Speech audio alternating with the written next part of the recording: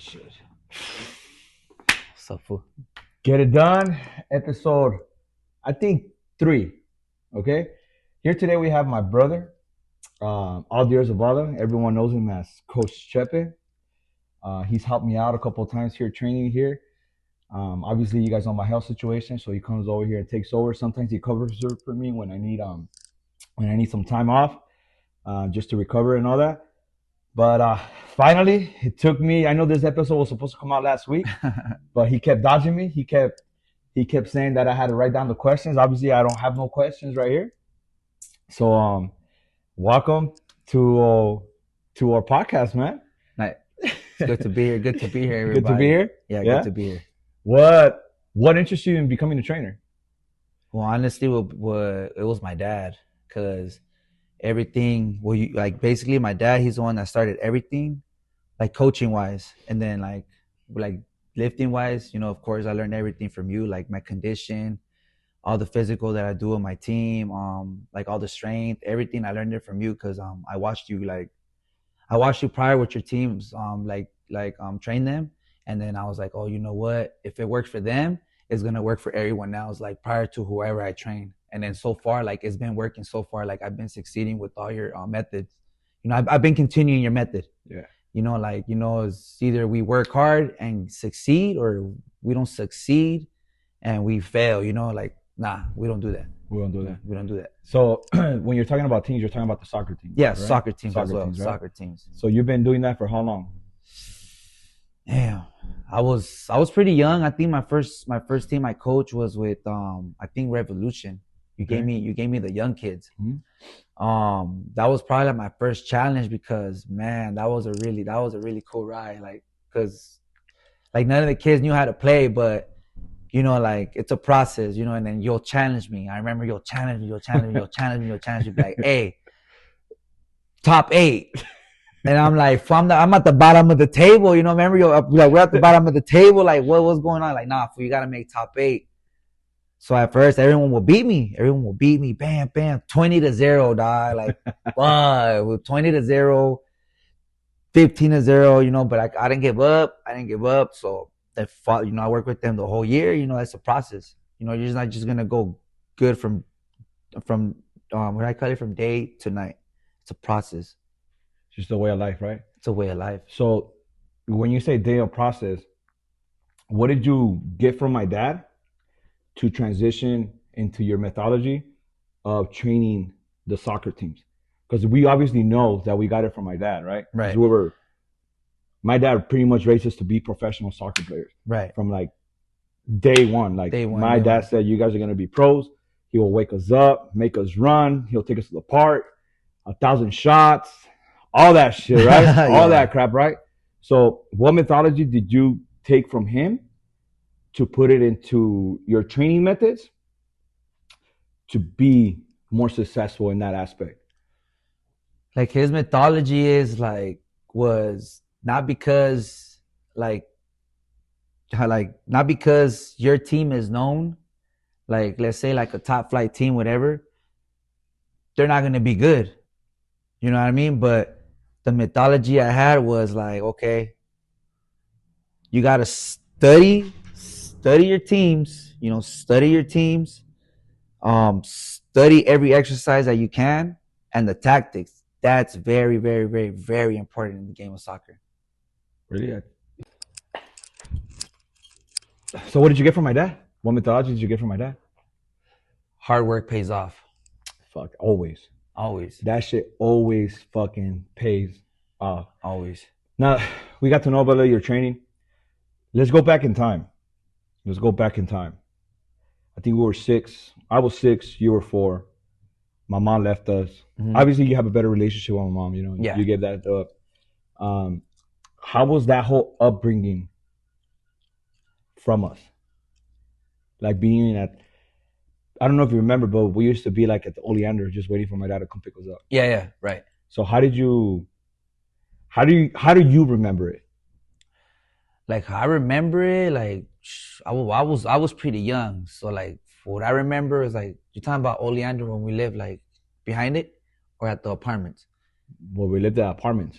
On Merrill? Arrow. Oh, okay, okay, okay. Remember Yeah, Ever? yeah, yeah. I remember. Yeah. Okay, yeah. Like, I mean, I was young at the time. I'll be sad, because of course, I was a little mama's boy. Hmm. You could say that. So every time I was just telling him like I asked my dad, like, where's my mom? Where's my mom? Where's my mom? Where's my mom? Where's my mom? And then after after like a few years, few months, like obviously, like they had the divorce, and then that's when I think that's because I was a little bit older. I think that's where it affected me more, So I was like what was I? I was fifth, no, fourth grade, third grade, Yeah. like in third grade, I think. I was young, so I was like, I was mad. I was mad at I was angry because I didn't know, like I don't know what was going on, but I remember just like at the assemblies, how mom and dad and shit, like my dad couldn't make it because he was always working. Respects to that. Now like growing up, like now I know why he did it. Being a father myself, like now I know why he did it. Now I know why he did it. Now I know why he did it. You know what I mean? Like everything's a sacrifice, but like all that thing, I was like, what? I was confused, but at the same time, I had in my mind like she's gonna come back.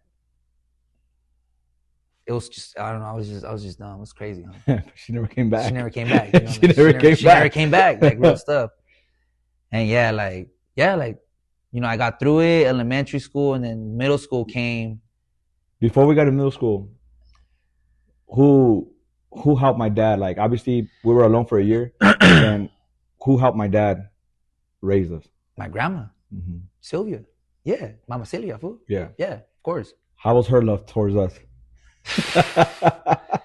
One thing, like if you try to hug her, get away from me. Yeah, get away. Come here, grandma, we love you. I love you.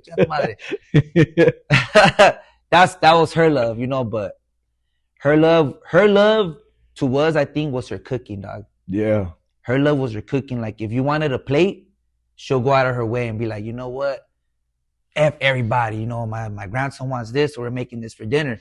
And of course, we all lived in the same area. It was my uncle, my aunts, everyone's meetup spot was where? Grandma's house. We had our own little table, our own little kids table.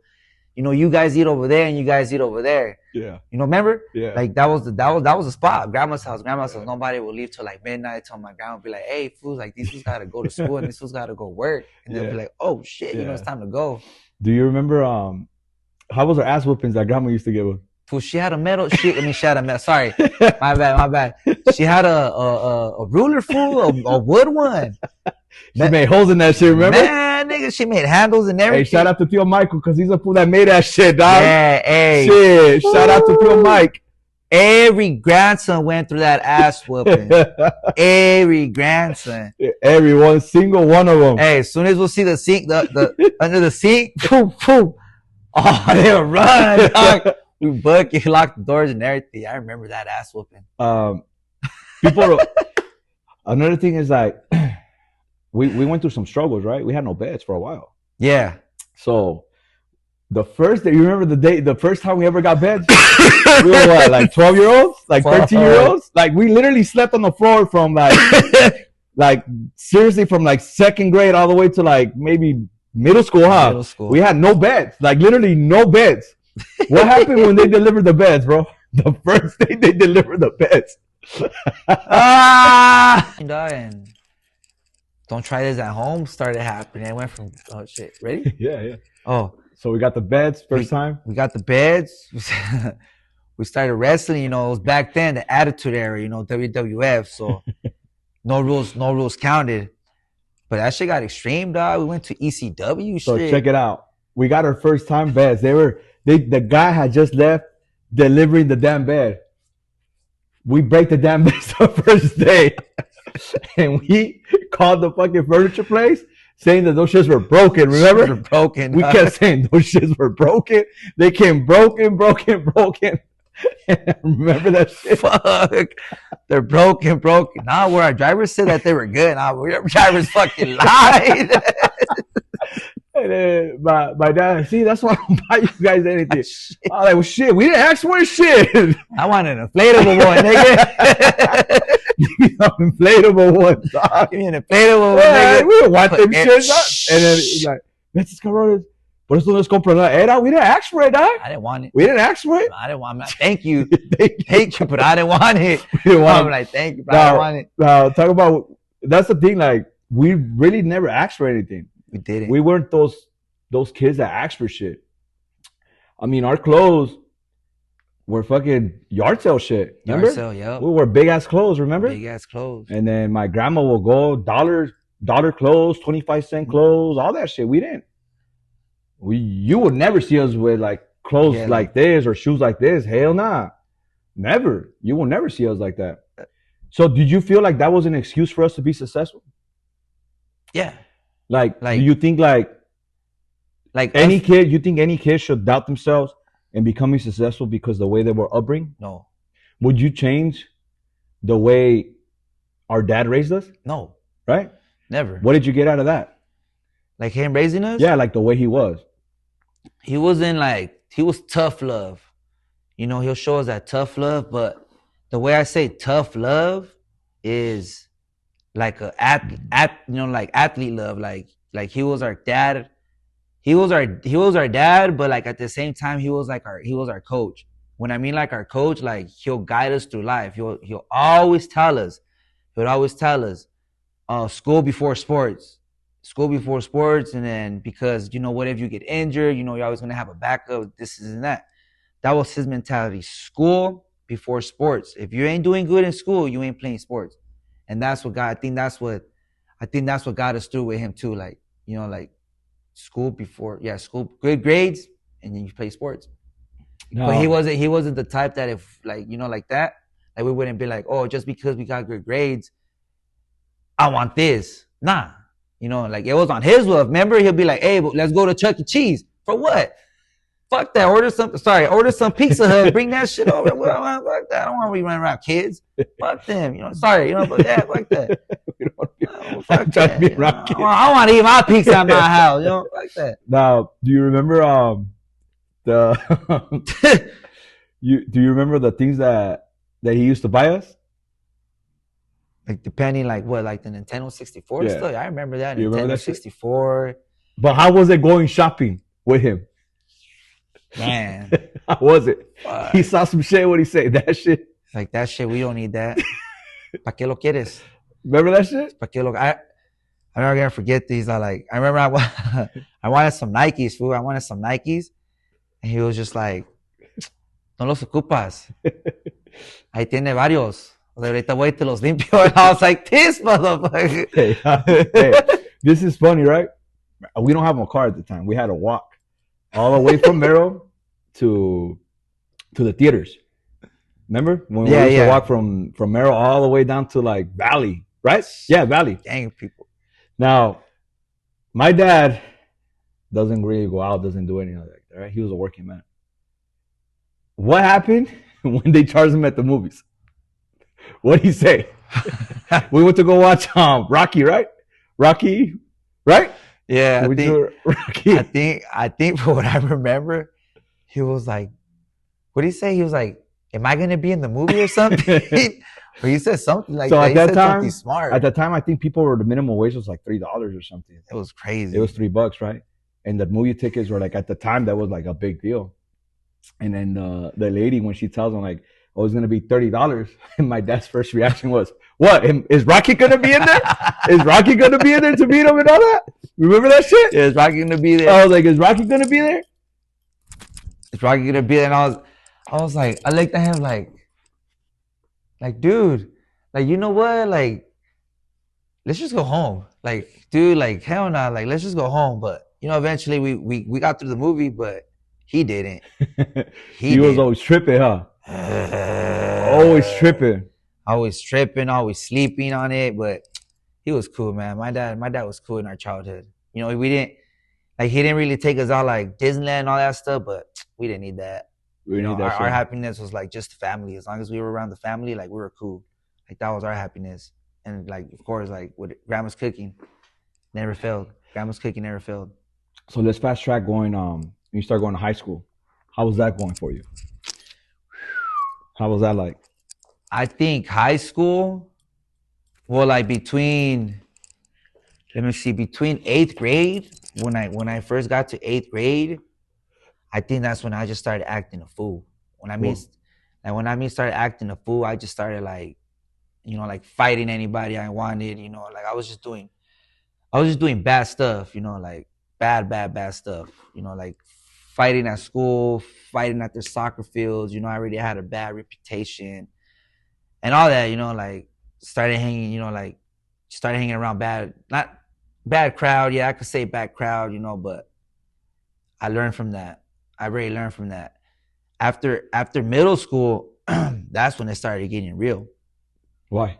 Cause like Foha, like well that school, the school I went to, like it was very active at the time. When I mean very active, there was a lot of, I want to say, not beef stuff like that. I want to say it was more like politics, street politics. You know what I mean? Like it was just crazy. You had people from here, people from there, people from here, people from there. It was like being in jail, bro, but being out here. It was just crazy. Yeah. So it was just crazy. So, I never dressed like a cholo. I was never bald or like that. My style was always a greaser. That was always my style. But don't get, like I always tell people, don't get me twisted, homies. And don't get me twisted. Like just because I dress like this, I'm not, just Yeah, yeah, calm down. I just yeah. be like, hey, I don't know you, but hey, calm down. Stuff like that.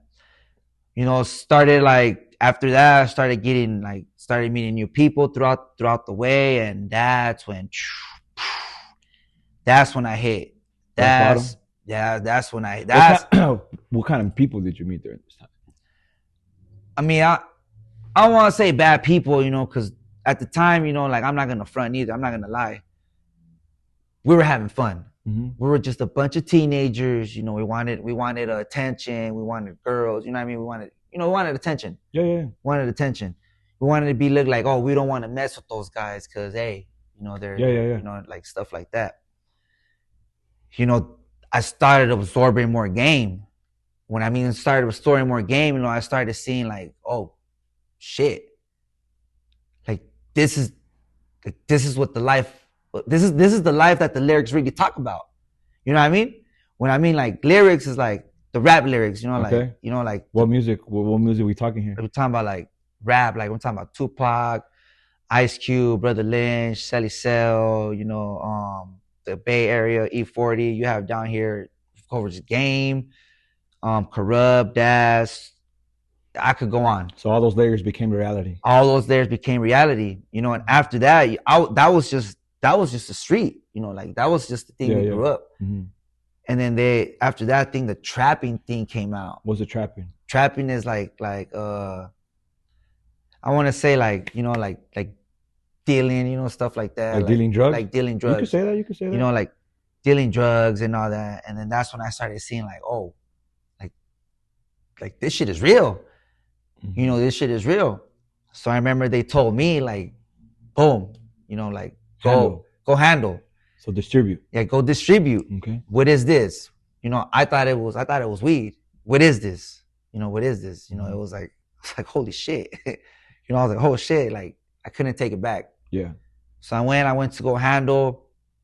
It felt good getting the pay, dog. It felt good, because I wasn't like my, pops wasn't making money like that. Nobody, so like We weren't. We're poor as fuck. like nobody was. So they'll wake up with money on the counter. Yeah.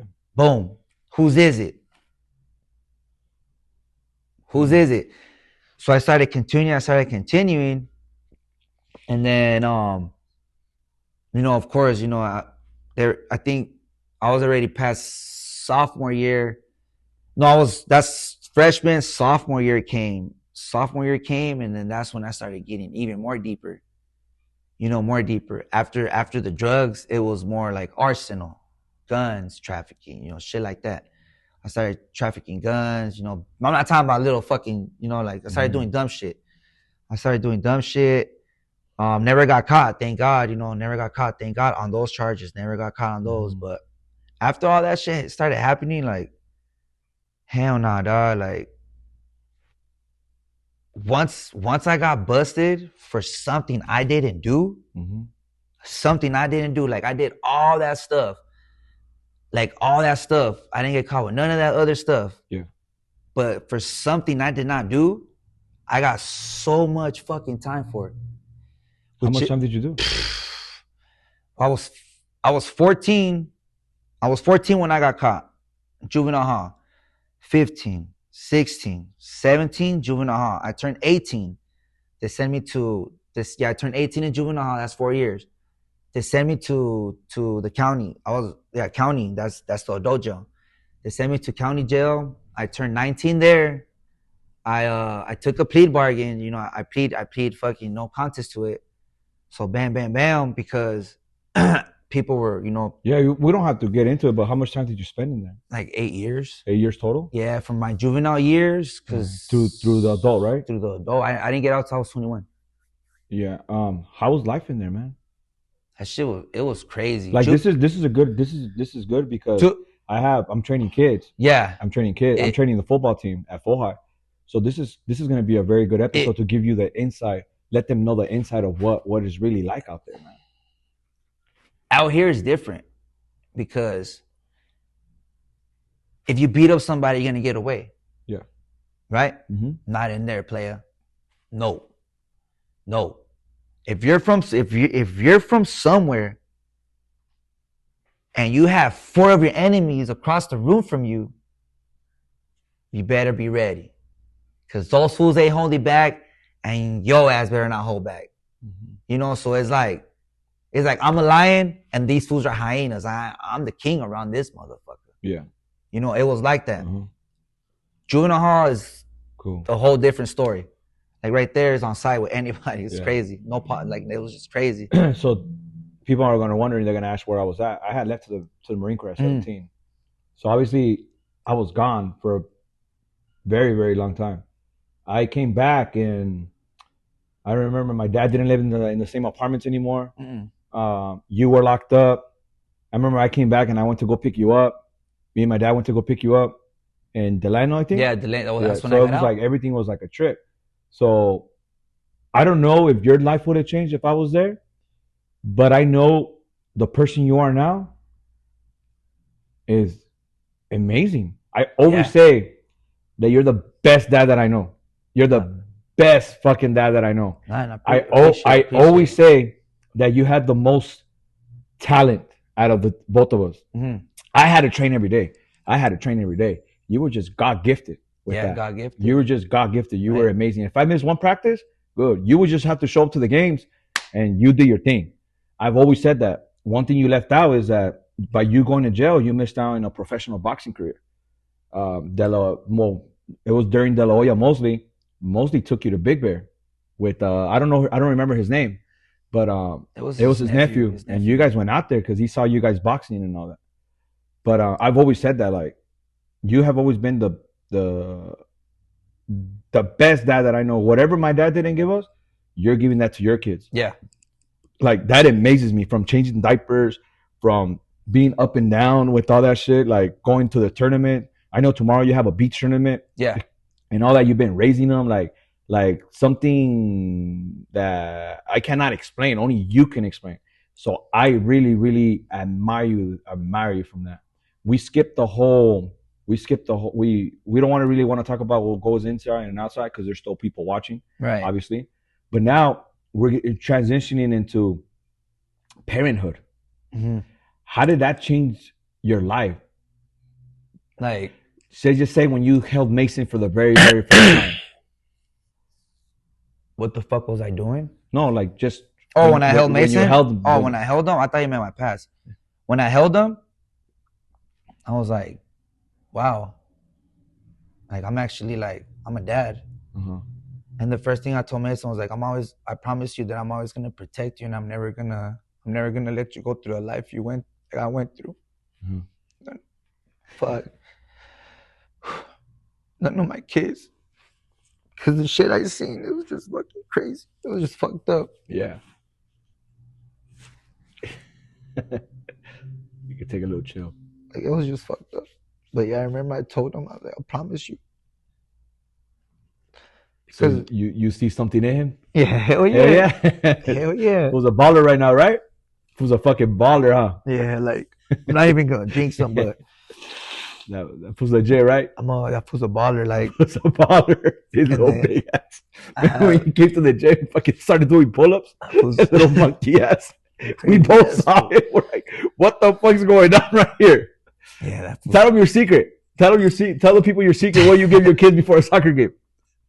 Give Tell it. them. Tell them. I give those fools some Skittle and a Coca Cola. What did you tell me, fool? Better start giving your No, no. Say you give them a mosquito no Coca Cola.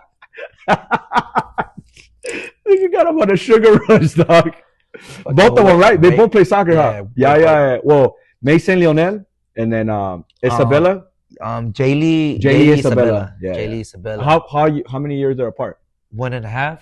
Yeah, Yeah, and one and a half. then So you back to back, back to back, and they play together. they play together, Both ballers. both ballers. But I still think Yaya's better than Mason Don't because don't believe that shit. Mason's gonna get mad, bro. You hey, say this shit, I'm just dog. saying, like you told me, like she's God gifted, dog. Like Yeah. she's something else, bro. Like she's something else. Just she's something else. Like that girl, they're both special, but that girl, like, yeah, she's something else. Like I see a very, very bright future. The only thing I told her was like, don't even run for president, because fuck that, you'll start fucking beefing with Yeet. Yeah, You start yeeting, right? yeah, of course. Yeet. Yeet.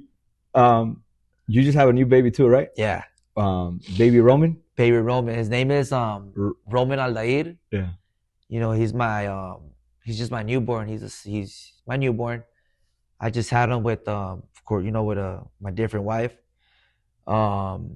Amazing, blessing, same thing. Like it's just like I started my life again when he was born again. Like it was like I can't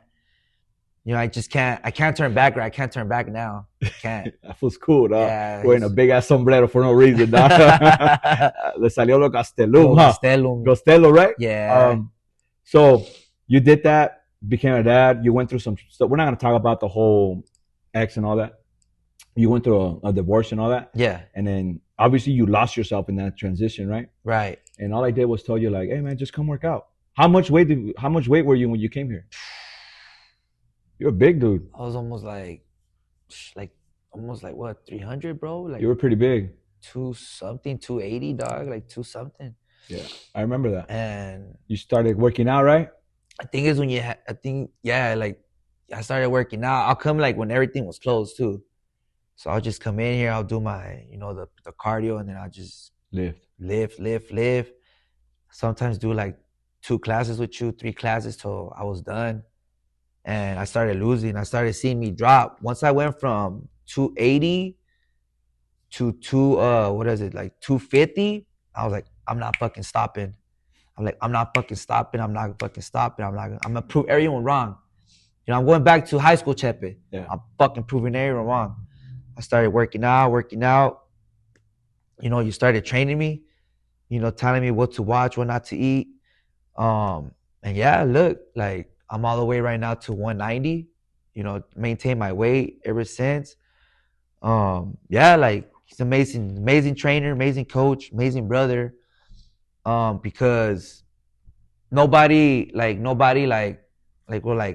him is gonna have the patience.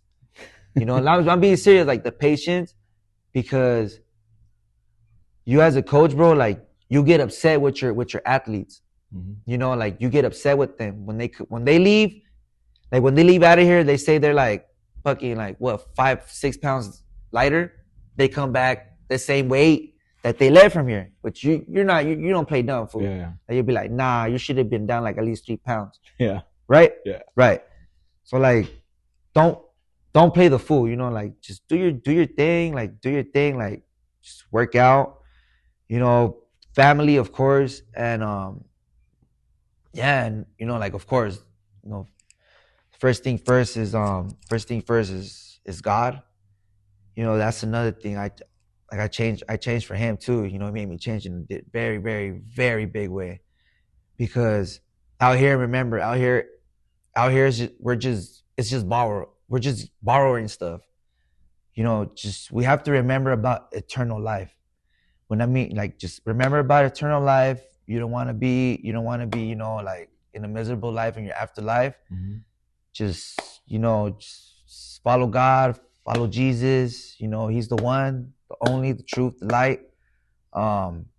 And just he'll make you change, bro. Made me change.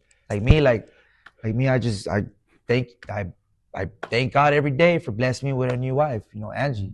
She's amazing. She's an amazing mom, amazing nurse. I'm like, instead I have 6 kids, pretty much 6 kids. And the dog. And the dog, 3 dogs. 3 dogs. And I love them all the same. Yeah. I show them all the love. Try to show them all the stuff that I know.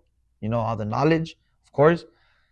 But yeah, dude, like, like you said, like, I just love it, dude. Like, I'm living life, calm life. Like here and then, hey, what's up? Come over. Nah, yeah. I tell them, yeah. I never show up. I know. But like when we show up, it's like, yeah, oh damn, it's like, we're definitely gonna need a part 2, because there's a lot. We'll have your guests and all that, but I think what you said, God, I think that's like best thing anyone can have, best relationship anyone can have. So we leave it like that. Chepe is gonna be doing guest training. I mean, actually, I want him to take over soon, and look out for Chepe doing his classes. Thank you, brother, for coming, and a happy early birthday, man. Oh, thank you, happy big birthday. guy. Thank you, guys. I'll see you soon. Hey, later, guys. Thank you, guys.